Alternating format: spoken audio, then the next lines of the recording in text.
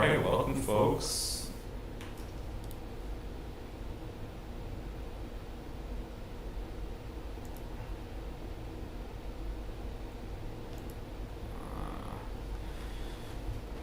Welcome to the New Orleans Game Developers Education Summit. If you don't know who we are, this is the New Orleans Game Developers Meetup Group, or NOGD. We are a 501c3 nonprofit devoted to education in video games. I'm Chris Morrison, your host. I'm joined by my fellow NOGD colleagues, Ben Walker, who you can't see. He's sitting next to me. There's his hand. And Calder King as well. We regularly host meetup events every third Thursday of the month. We host other events online and in person, such as game jams, hack nights, and show and tells. Now I'll let Calder talk about those a bit later. But to find out about these events in general and to take part in our community, you can join our moderated Discord server of over 500 members now across Louisiana. We talk about making games, playing games, sometimes job opportunities come through, industry news, and sometimes we just hang out and share memes. Populated by leaders of education in Louisiana, industry professionals, folks just starting out. We have all walks of life in that Discord server. So before we kick off our NOGD Education Summit, I'm just going to handle a few quick housekeeping items. One of the big ones is please hold your questions until the end, or you can put them in the Zoom chat, you can put them in the Discord chat, you can put them in the comments in YouTube, or on our Twitch channel as well. So right now we are streaming to Discord, YouTube, and Twitch. So we'll be fielding questions once all of the presentations have been done on those three channels. And what I'll do quickly is I'll do a rundown of an introduction of each one of the folks who will be presenting here from our illustrious post-secondary education institutions. We'll be kicking off with Mark Obenel from Louisiana State University, then Ben Samuel from University of New Orleans, Nicholas Simoneau from Delgado Community College, Donald Vermillion from Academy of Interactive Entertainment, John Ferroni from Operation Spark, and finally we'll have our own Calder King give you a little spiel from New Orleans Game Developers. So, with that being said, please make sure that when you're not presenting, you're keeping yourself to mute. Each one of our presenters will be able to share their screen and share presentations with you.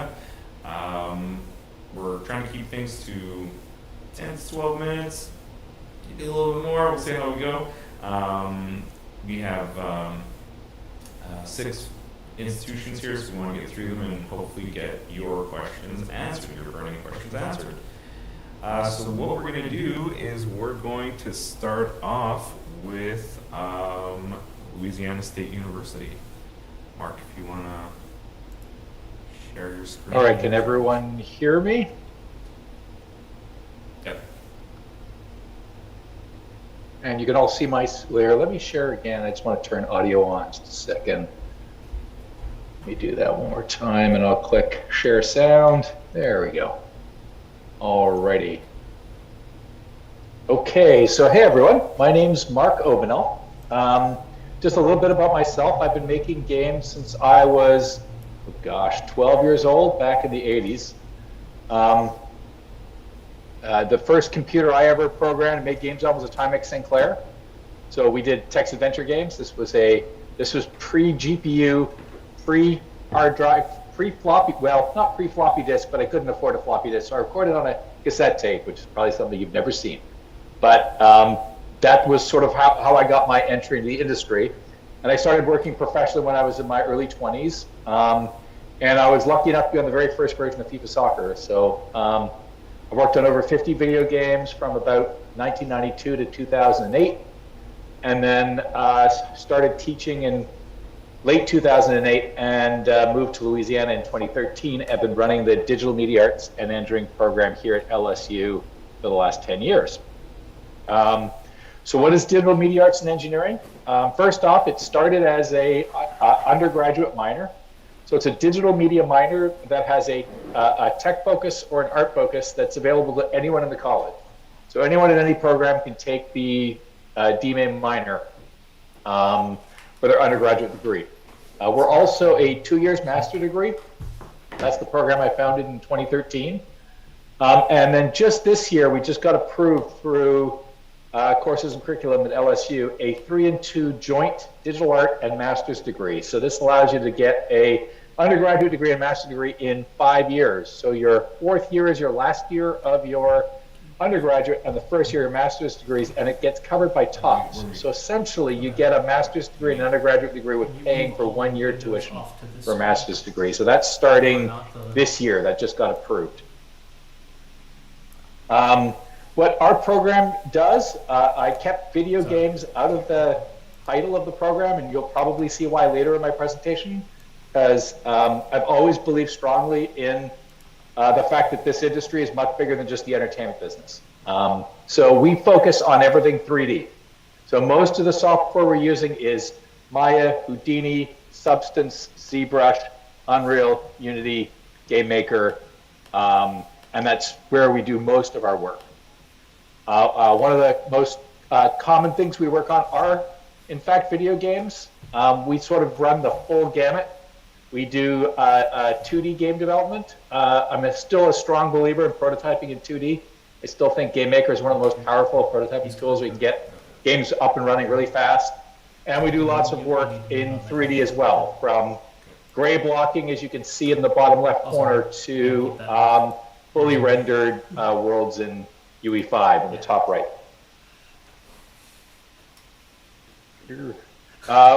So we do a lot more than just video games. We've done a lot of work in the past year with sort of advanced tools for digital actors. So we've done a lot with metahumans and a lot with motion capture and driving actors, with a combination of motion capture suits for the body and facial animation using the iPhone for facial animation. The other thing we started, I think this is about 2 years ago now, we got a $2 million grant to start a virtual production studio. So we've opened up an XR sound stage, and this is sort of the first day of the equipment coming in. This is just a ton of TV sets, just oversimplify it. And we use those TV sets as backgrounds to film movies on, and instead of having rear screen projection, just a movie playing in the background, we have a video game engine that we're motion capturing a camera, and we're able to project a video game scene in the background that's being used for VFX in movies.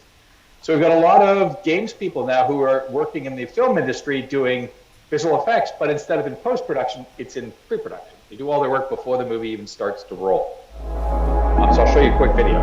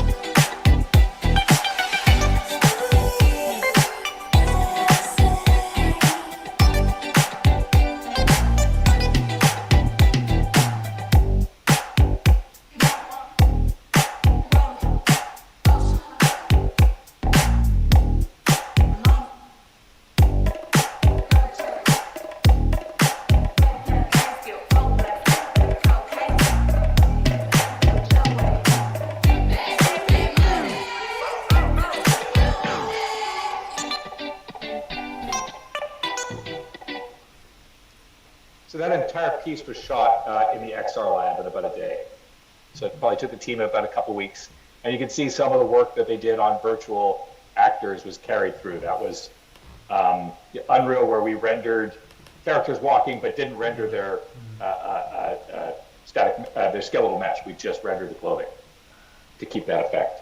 The other thing that we've been working on for the past, I think we started in August of this past year, is a digital twin. So we've been working with a company called Tech, who works with NASA, and we're creating a digital twin for one of the largest manufacturing centers in the world. They're in New Orleans. They're a 2 million square foot manufacturing plant. And a digital twin is just another example of where real-time engines are being used extensively. And I'll show you a quick video and talk over it. So this is just some of the work that we've been doing for the past couple months. This is all based on public information. We're working on pipelines for scanning and photogrammetry. We're using a drone to photograph a manufacturing facility and scanning it with a LiDAR scanner, and then getting it into a game engine. So it's an enormous amount of data. This is just a small manufacturing plant locally in LSU. And it probably took, I don't know, 400 or 500 gigabytes of memory just for the point cloud. So if you can imagine that scaled up to a couple million square feet, that's going to be petabytes of data that we're going to be dealing with. We were also working on doing CAD rendering of buildings, of the facility as well. And we're using CAD exports to go into HoloLens and Unreal. So this is a CAD scan of an office building of Tech, who's one of the contractors who works with NASA. And this is their office that they scanned, and then use that scan to do millimeter accurate 3D modeling or CAD modeling of the entire environment. And you can sort of see this isn't HoloLens right now. And we've got some rendering bugs because it's flashing.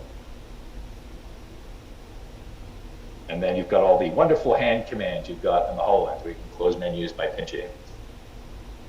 And then you're poking at menus to start them. This is a sort of a working prototype of how we envision interacting, where the facility is built on different pads of concrete that were poured at different points in time, so they all have different loads. So we want to be able to switch. We want to be able to find out that in your HoloLens at the pad you're looking at, what that concrete load is for that area. We're also doing a lot of work with sensors, temperature sensors, humidity sensors, location sensors to locate equipment around the facility, and then eventually come to having it as this, like I said, is just done in 3D modeling software in the game engine, but this is eventually going to be replaced with real data and a real scan of the environment. But you can sort of see how huge the facility is. This is to scale based on the architectural drawings that made available on the website. So it's an absolutely enormous facility.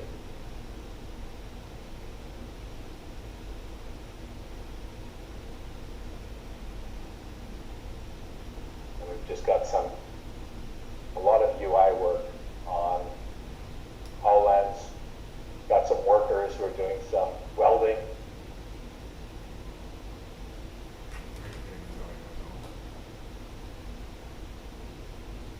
Manny, our favorite Unreal mannequin.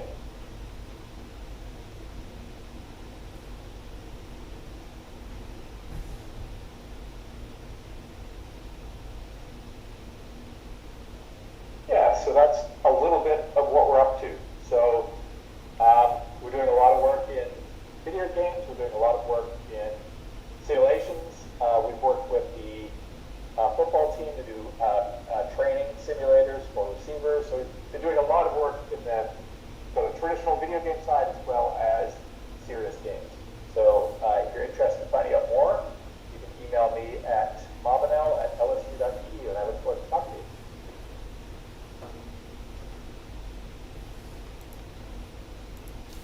Right on. Thank you very much, Mark. Yeah, thank you very much, Mark. Incredible. And I think what I'll do is for anyone who's provided contact information, I think by the end of the session, what we'll do is we'll just put in the chat. We'll give out that information if that's okay. Yeah, of course. Right on. Okay. So next up, we've got Ben Samuel at UNO, University of New Orleans. Okay. Says I cannot start screen share while the other participant is sharing. Right, yeah, so Mark, you're gonna have to, or I think I can handle that too, probably. Beautiful. Great, thank you. Awesome. So let's push all of the magic buttons that make it so that I can actually share my screen. Okay, beautiful.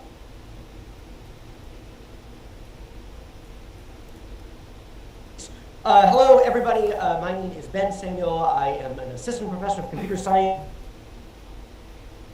at the University of New Orleans. And it's my pleasure today to talk with all of you a little bit about what we do over there in terms of game design. We got way too much to talk about in only 10 to 12 minutes, so we're going to go rapid fire, but happy to answer any questions afterward. Oh, dude. In addition to teaching the game design and development classes, I'm the head of the game development concentration. More on that later. And I'm also the director of the Light Game Lab, where it's a graduate research facility where we conduct research in games and HCI and artificial intelligence. I studied at University of California, Santa Cruz under the guy who made Facade.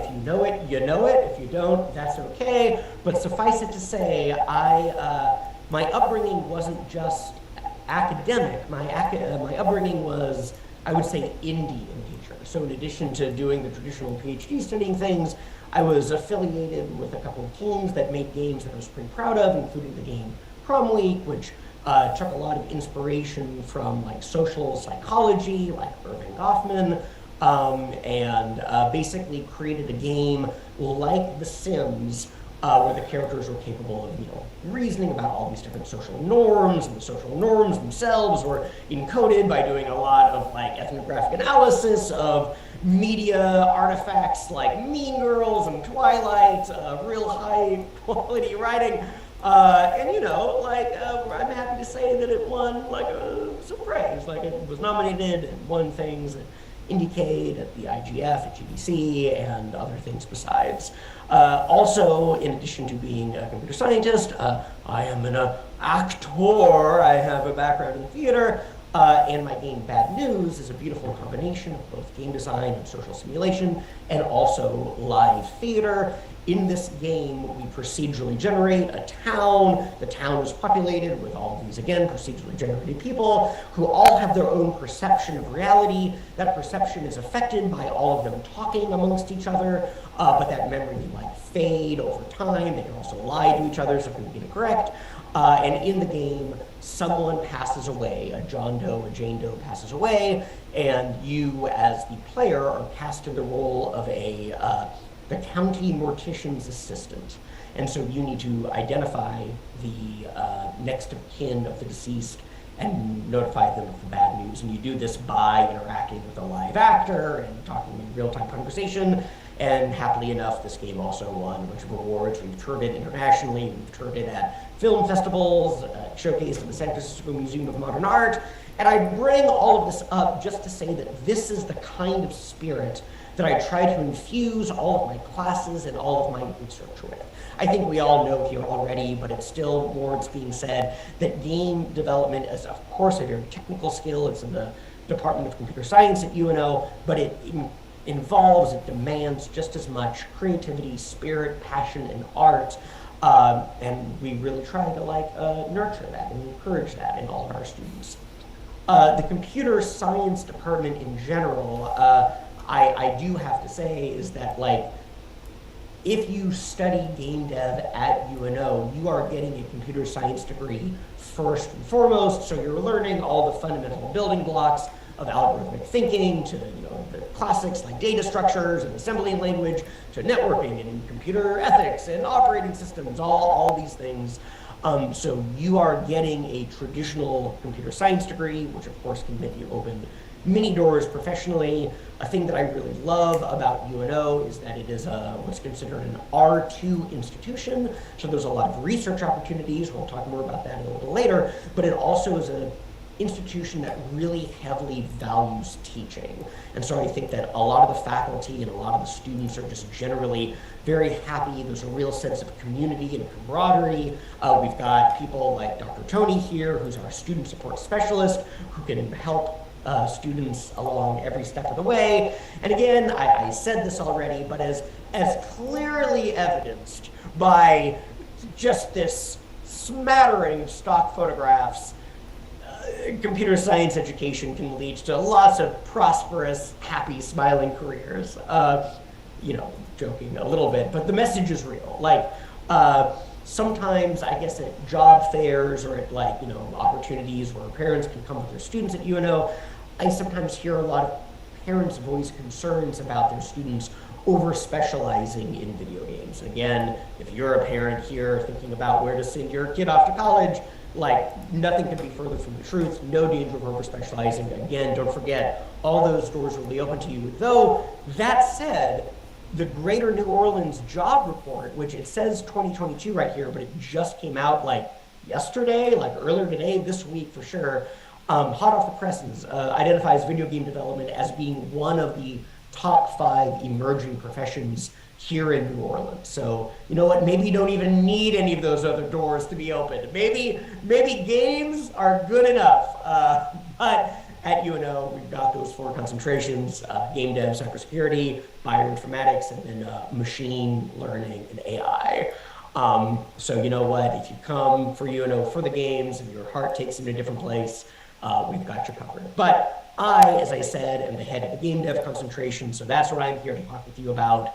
The game dev concentration basically is, on top of all of those aforementioned computer science courses that you'll be taking, is 4 game dev specific classes, of which there are a pool of available candidates that you can pick and choose from based on your specific interests and skill sets.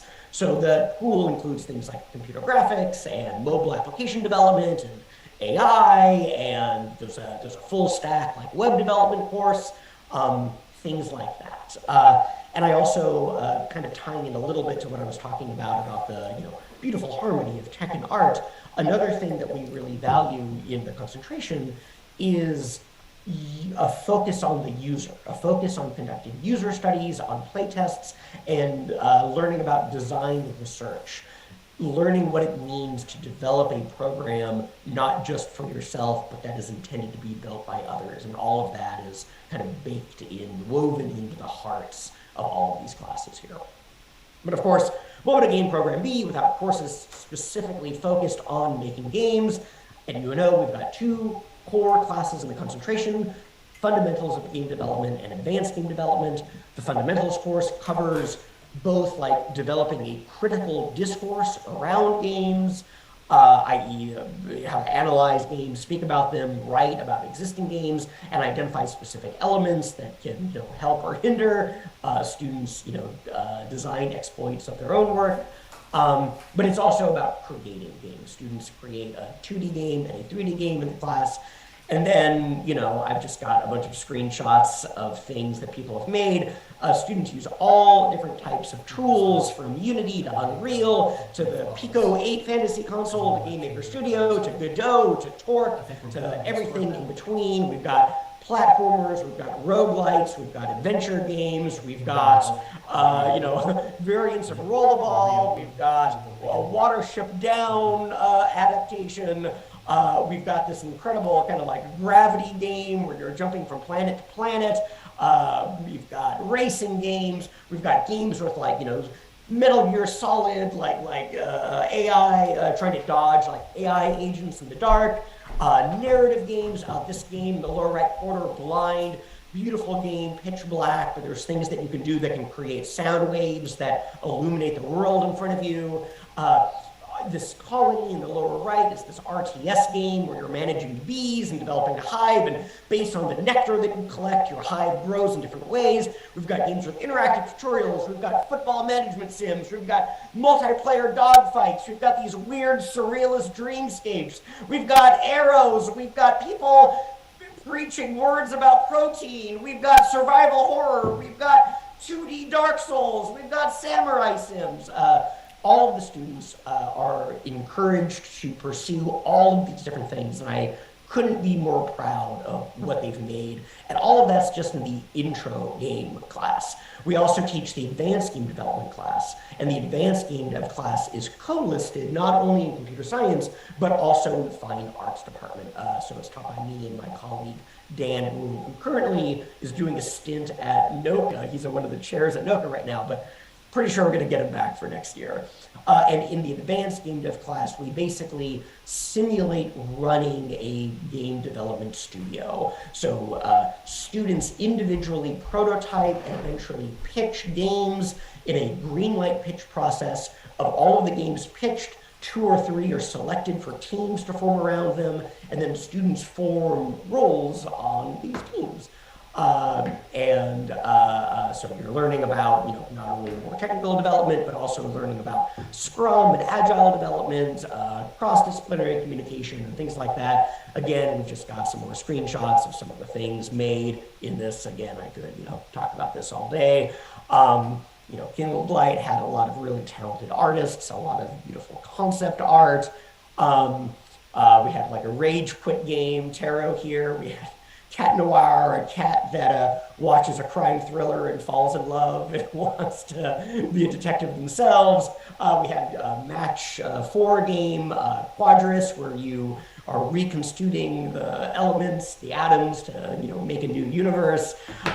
Trap Party was kind of like a split-screen multiplayer game where the things that you do on your half of the screen can influence the other half of the screen. Wormhole had kind of a little bit of a positive feedback loop where every time you died it got harder. We've got Rising Paths, which was a networked VR asymmetric experience made by a team of 3. I honestly didn't think they could do it, but they pulled it off. They proved me wrong. Just a ton of great stuff coming out of that class. And then in addition to the classes, there's a lot of extracurricular and research opportunities as well. I mentioned I conduct game dev research. That includes undergraduate research opportunities. Here we've got 2 bright young undergrad researchers playtesting a prototype they worked on together. And UNO itself really values undergraduate research not only in computer science, but across every discipline. It has programs like